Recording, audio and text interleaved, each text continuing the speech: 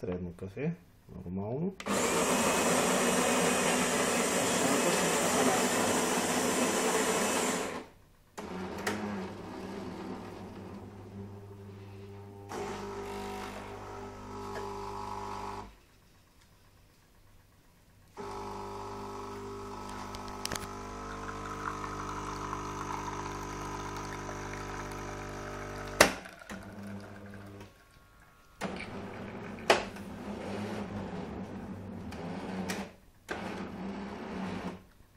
Ето го и готовото кафе.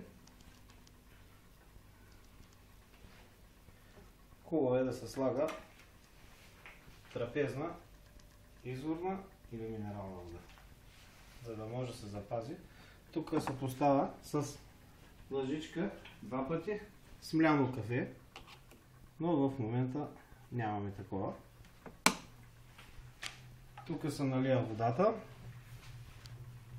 Контейнера трябва да е максимум напълнен. Когато свърши водата, веднага си показва на устройството, че водата е намаляла, като светне тази червената лампичка.